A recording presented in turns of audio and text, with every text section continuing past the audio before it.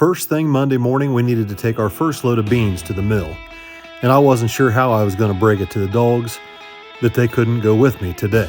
Hopefully they'll understand. This is going to be Jeremy's first trip to the mill by himself, so I told him I'd meet him there. So I fire up the 64 and I leave from our house to head straight to the mill. And Jeremy goes up to the farm, grabs the dump truck, and he heads that way as well. When you first get to the mill, you're supposed to pull around the side of the building where they've got an arm that comes out and takes a sample of your load. They check it for contaminants like ragweed or burrs, stems, and then they also check it for moisture content. After that, you pull around the side of the elevator and you wait your turn in line to dump your load. You pull up underneath these two grain bins here, and there's usually a fella standing there telling you where to stop. Now on our truck, we have a coal door on the back, and they usually just open that to dump the corn or the beans into the trough. That way you don't overrun the auger in the bottom. The auger takes the beans up to an elevator and drops them in the grain bins above us. The mill keeps track of how many bushels you drop off and dock you accordingly for moisture content and any trash that's in the beans. The first load we took down there was quite a fiasco, and we'll get into that later in the video.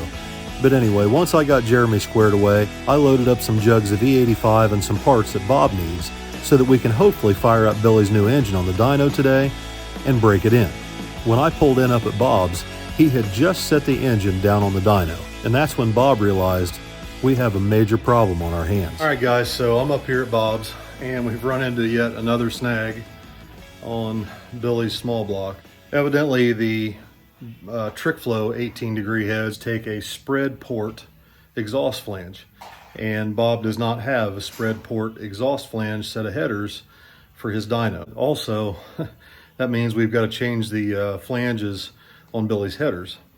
So that's another upcoming issue we're going to have to deal with. We're working on it. Uncle Bob's here. Say hi, Uncle Bob. Oh, hello. He's busy, but he's trying to get this thing ready to go. I haven't heard back from Billy yet. We'll see what happens. I think he's going to try and bring a set of headers.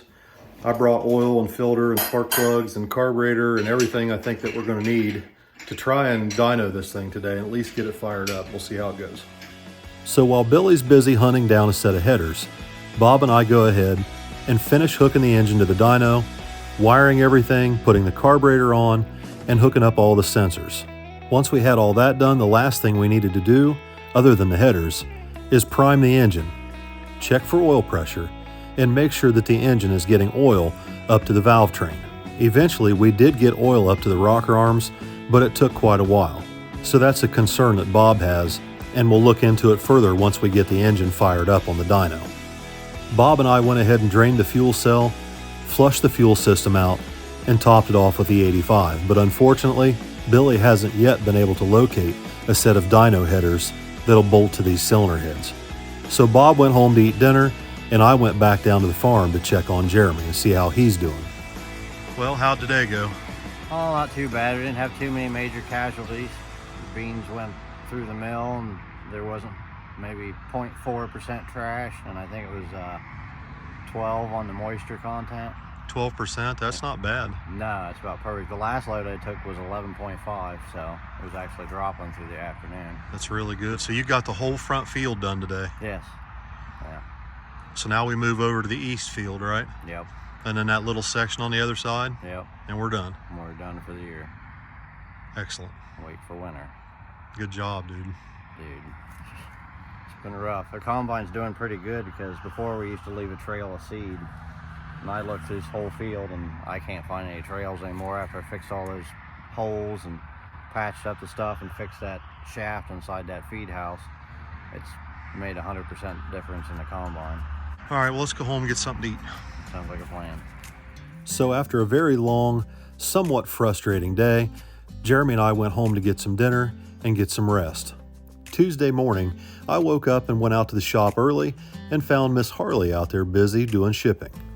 I called and checked on Jeremy, and he's got everything under control up at the farm.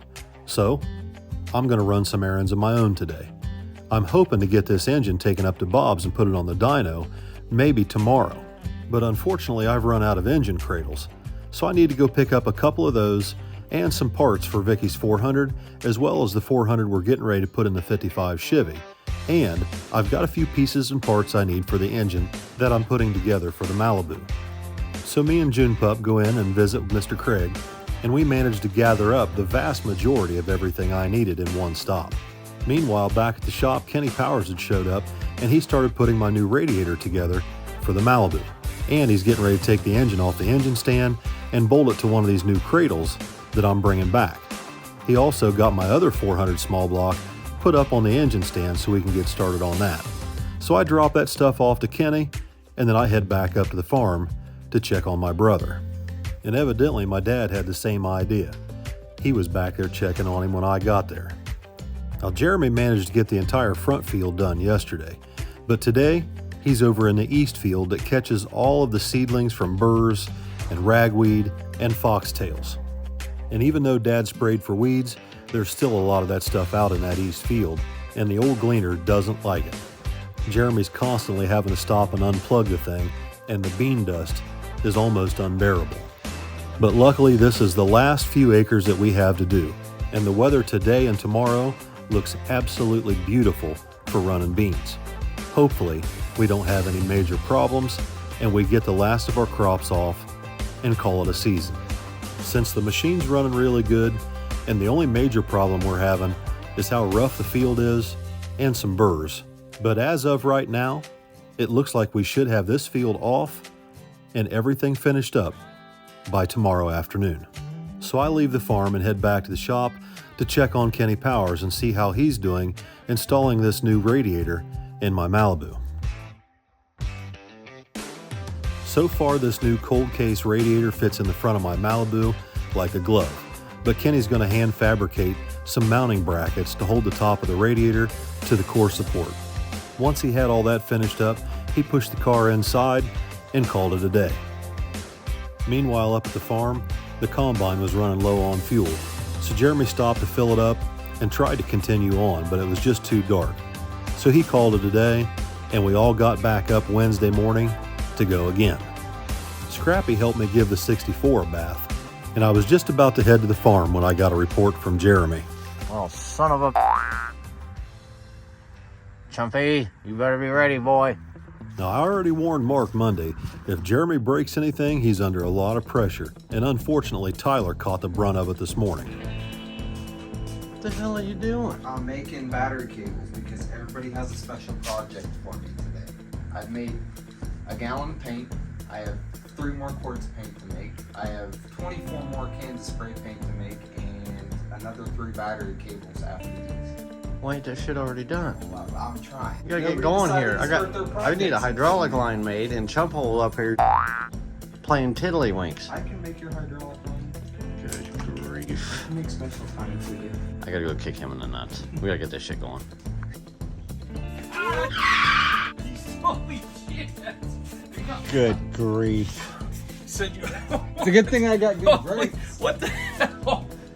It's like watching the Three Stooges around here. Service, I need the combine back up and going. You guys are killing me. You got thing one back here playing tiddlywinks. Yeah, and I got dirty. He made me get dirty. Oh no. I swear. Well, I hear you're whining. I'm in the combine 8 hours a day. Or Nice. That's a good place for you. No, it's not. Yes, it is. No, it's not. So Jeremy presents his broken hydraulic line and tries to blame it on Mark. Probably sold from you like 20 years ago. That's why it blew now. Oh. No, those aren't my fittings. Oh, yeah. Is the thing made yet? I'm getting there. Look, it's going in the press. Anyway, look at that. One hose. It only took Gleaner. like an hour. Gleaner. Cheap chumpy. No. This is high quality stuff right here.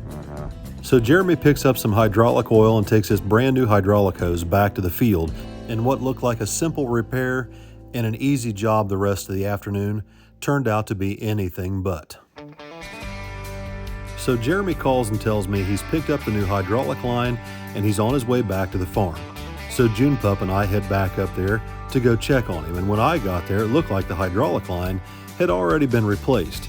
However, Jeremy was nowhere to be found. It turns out he had a load of beans he was taking to the mill, and he was on his way back just as we pulled in. Now this is our last day of good weather according to the forecast, and we're just about done with this east field.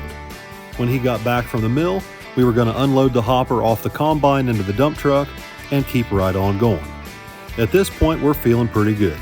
Jeremy's already picked through all the tough spots in the field, and the only thing left is the gravy work. Or so we thought. The old gleaner made about 3 laps around the field before tragedy struck.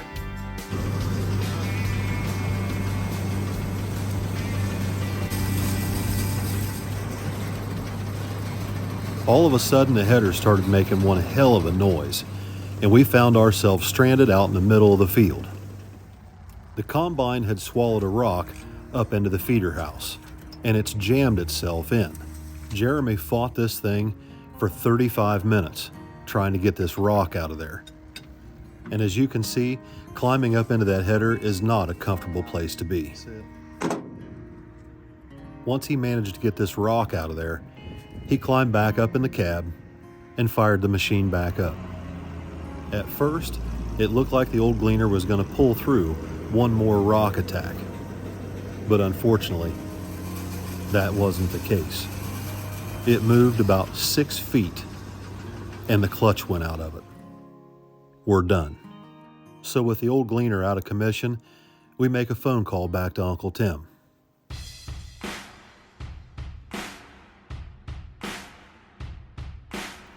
It turns out my cousin Avery actually bought this John Deere combine off the neighbor, and Avery and Uncle Tim managed to get all their beans picked off the field yesterday. And the combine is still up and running. So they agreed to come up and finish running Dad's beans for us. That way we can go ahead and get Dad's soybeans off the field while the moisture content is still perfect. If the beans are too wet, they dock you at the mill, and if they're too dry, the beans will crack. But right now, conditions are absolutely perfect, and we've got rain moving in tomorrow. So thankfully, my uncle and my cousin have agreed to come up and help us out. But we weren't quite done having problems for the day just yet. It turns out at some point after Dad sprayed the field, a phone line had come down along the road, and it blew out into the bean field, but nobody ever picked it up. Until the combine got a hold of it, of course.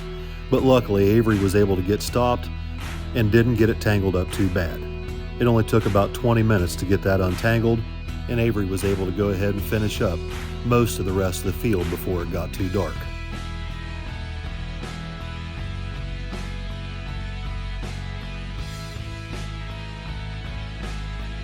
We ran the machine out in the field until it literally got so dark we couldn't see anything.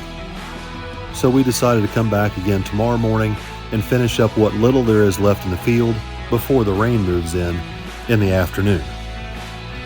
Tim and Avery took the combine back up towards the shop, and I helped Jeremy get the dump truck put away inside, just in case any moisture comes in overnight. I think after today, Jeremy's ready to step up from the 1969 Gleaner. Fuck that gleaner.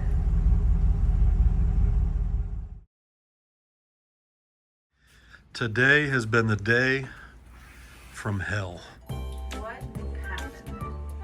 What didn't happen? It couldn't be worse than Monday, because Monday was pretty bad.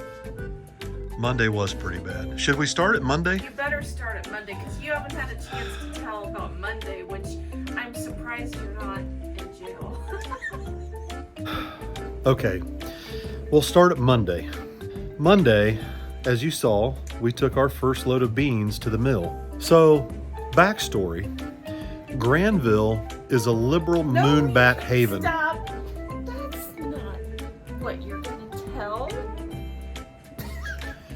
Start over. No, I'm not starting over. This is the real thing. I'm at the mill, and I'm taking those beautiful drone shots that you saw in the video. I never thought in a million years there would be any reason for anyone at the elevator at the mill to question why I would be flying a drone right next to the dump truck that we're getting ready to pull up and dump the beans out of. I was just hovering right next to the dump truck waiting on Jeremy to pull up to dump his load, and I'm sitting there in the truck and I'm watching the screen on my phone, and all of a sudden out of nowhere I see a face I don't recognize and a big shovel. Whack! Yeah, they destroyed my drone. And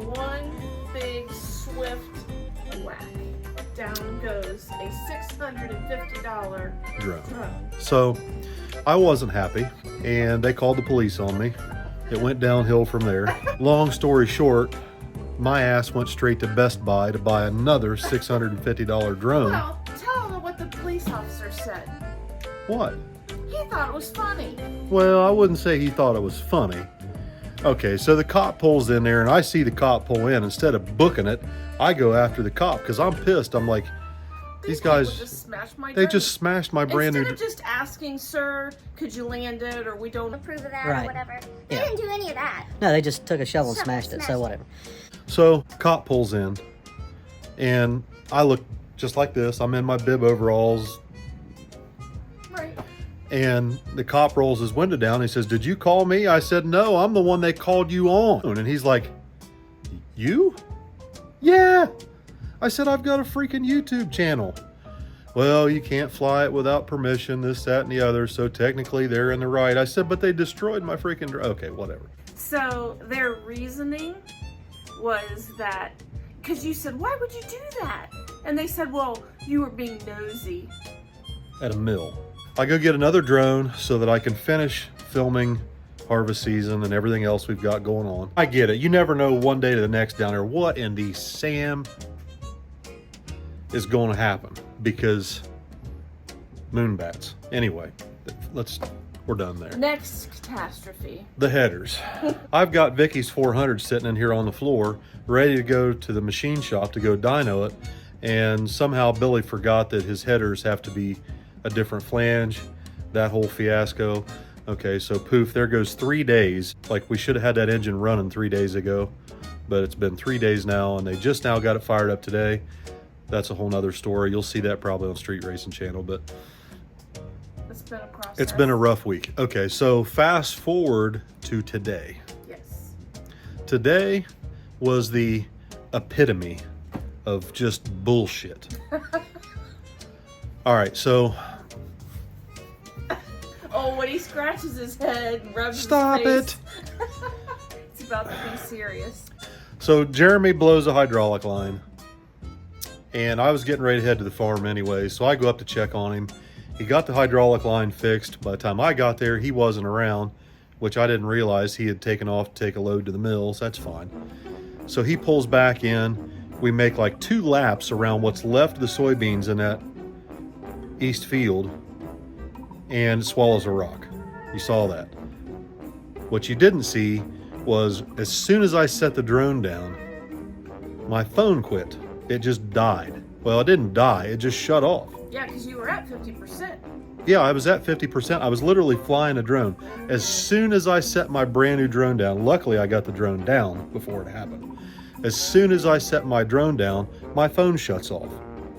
Totally, I have no idea why. It will not turn It back will on. not come back on. I thought, well, maybe it's dead. So I plug it in the truck, nothing. I plug Jeremy's charger into it, nothing. So he's struggling with the machine, clutches out of it, and I'm like, well, this isn't looking good. Let me run back to the house, see if I can get a charger to work and charge my phone back up so I can film this fiasco we've got going on. I get back to the house, nothing's working. I can't get it to turn on. It's an Apple iPhone 14. It's brand new. So I go in the house, I tell Vicky, call the T-Mobile store. Here we go again, T-Mobile store. Find out if I can bring it in there, if they can swap my phone out, do something. She goes, well, you call them. I said, I don't have a phone. This is an ongoing situation where I ask her to do something and she just doesn't do anything that I ask her to do. I finally get her to call, and the girl on the phone said, yeah, bring it in here. Okay. So I immediately jump into 64. I truck in there, and I'm within half a mile of the T-Mobile store, and I'm going up this little hill, and as I'm going up the hill, the 64 runs out of gas. The gas gauge doesn't exactly work quite right, but it runs out of gas. So I whip into this Subdivision, and I'm up on a hill, and I coast all the way to the bottom of the hill, looking for somebody with a garage door open, maybe somebody out in the yard I can borrow some gas from. I literally coast half a mile through this Subdivision, through stop signs. I'm just going downhill. Finally, I'm at the bottom of the hill. I can't go any farther, and there's a couple standing in their front yard putting up Christmas lights. A black guy and his wife and their dog. And I look like this. So the white guy in the bib overalls and the old junky looking truck comes walking up the driveway. And I said, would you guys have some gas I can buy off of you? So they're like, no, we don't have any gas. We used it all. I said, okay. That's it. I'm done. I have no phone. You can't call for help. I can't call for help. Nobody knows where I am. I don't even know where I am. I'm in some damn subdivision where every house looks the same. I've never been back. Okay. You're about to have to walk a mile. Yeah, that's where we're at. We're on walk with no gas can. So I'll have to go to the parts store and buy a gas can, walk to... And here's the thing, even if you got to the parts store and if you call, you wouldn't know anybody's number. No, I don't remember anybody's... It's all stored in That's your enough. phone. That's enough. You That's don't enough. know All right, numbers. that's enough. All right, so I'm screwed. I'm on walk. I go back, I slam the hood on the truck, I put it in neutral, and I'm backing it down the hill away from somebody's driveway. I was blocking a driveway.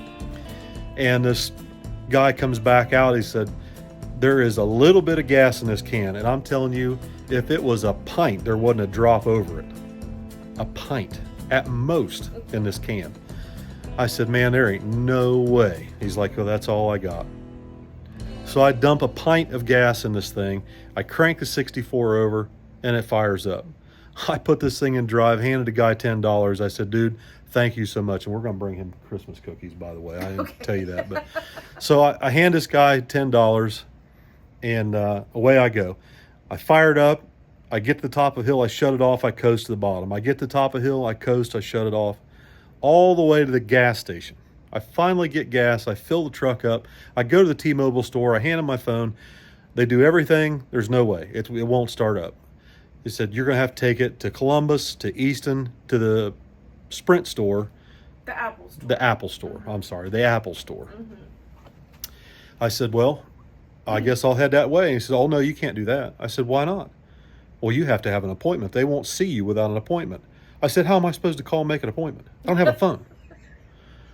Can I use your phone? Can I use your landline? Okay, so they call the number, and then it's a automated fiasco. Phone To get go a around. live person. I finally get a live person, and they start over with the 30 minutes of diagnoses that the guys at T-Mobile store already been doing.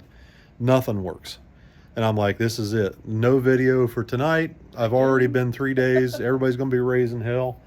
Who knows if, I've got all this footage. It's already on my phone, the whole thing. You're hoping you didn't lose it. I hope I didn't lose it. So finally this guy says, here, plug the charger in, push up, push down, and then hold the button on the side. For 30 seconds. For 30 seconds. The damn thing comes back on. They said it was a software glitch. So I head back to the farm, and then that's when we find our savior, Uncle Tim, and my cousin Avery, who came to help finish off what was left of the beans. People are confused because you call nearly everybody uncle. No, this is my real uncle. This is really our uncle. It's his dad's brother. Like if I call you uncle, that's a term of endearment to me. Like you're you're family. You know what I mean? But Uncle Tim really is. But Uncle Tim really is my uncle, and Avery really is my cousin. So thank you to them. Oh my God, we literally had less than 3 or 4 acres of beans left on that field to get off. And we're going to have to tear the thing down. Like, we're going to have to drag that freaking thing out of the field, put a clutch in it, just to run 2 or 3 acres of beans. Well, and the problem is there's massive rain coming. Oh. The temperatures are Problem is my dropping. freaking right hand's ready to fall asleep. Oh, toughen up, honey. You're almost done. Look, what do you got to say? Listen, look what showed up. What? It's a severed head. I'm going to be extremely upset. My speaker. Oh, the one that you left in the freaking... Listen, you got to quit doing that. Every time we go someplace and stay the night, you open every box, every bag, every tote, spread the shit out all over, and then you forget it. Look, I made a post on Facebook, and I said, do I have any friends that live near the hotel? It was in Rocky Mount, Virginia, and within 5 minutes... Not Rocky Top, like I said in the video. Yeah, it wasn't Excuse me, Rocky Top. because I hadn't had but about 3 minutes of sleep. Rocky Mount, Virginia. Rocky Mount, Virginia. And, within 5 minutes, this nice gentleman said, yeah, I'm like a half an hour from there. I'll go get it today. And today, It shows up. it shows up all in one piece. He bubble wrapped it. And I messaged him and I said, let me send you a shirt or, you know, whatever. And he said, no, I'm just happy to help. And I was like, That was awfully nice of him. Ryan, thank you. Thank That you was very awesome. much. And he was from Roanoke, Virginia. So I appreciate that. That was and awesome. I have my speaker back. I'm still going to send him something. He's on the Christmas cookie list now. This is where I start the chipmunking. You're taking way too long with this. Okay, go ahead. I have to think. Oh, come on. You gotta think about what? Don't forget, every purchase made during the month of November, from November 1st to the 30th. Oh, yeah. This actually is important. Good. This is important. Good for you, Vic. Seriously, I forgot. With all the rigmarole, okay. I know. We still need to remind people that. My guys down at ATM in Kentucky told me that they will do a giveaway this month on Old Man's Garage. Every order Right. that you place in the month of November enters you to win a brand new 4150 flange ATM carburetor, gas or E85. Right? Yep. We'll use that random.org. We'll plug in the beginning and end order numbers and we'll pick a number and that's going to win. All right. And then we'll have some runner-up prizes too. All right. Is that it? I think Oh. so. You sure? Say bye. Bye.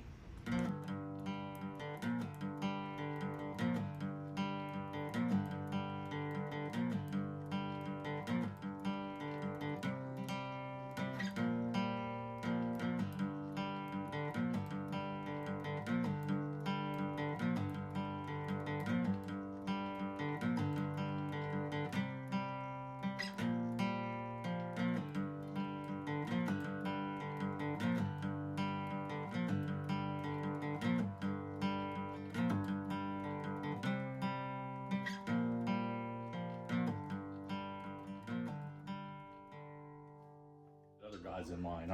I run you up in front. I got other hoses to make. Screw them guys. Oh no. Oh, yeah. They're good customers too. They can swing from my... Oh boy. So how'd it go? Not too bad. Only got a couple casualties. Rock caught the board, snapped it off, and then snapped off the bolt the other one, so it's folded back. But I said to hell with it and kept rolling until I got this field done. And I had a problem with the clutch on the Lodestar, but I got it fixed temporarily. I got it out. That's it. Out, took a sideboard, headed to the mill. Empty hopper. Last part of the field out front.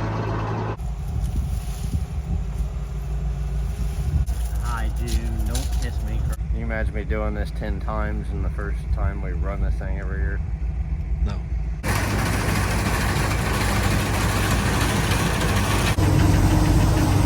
Another hopper. Oh, son of a busted hydraulic line. Runs from here up to there. Better be ready, Chumpy. I'm on my way. You got this thing made yet?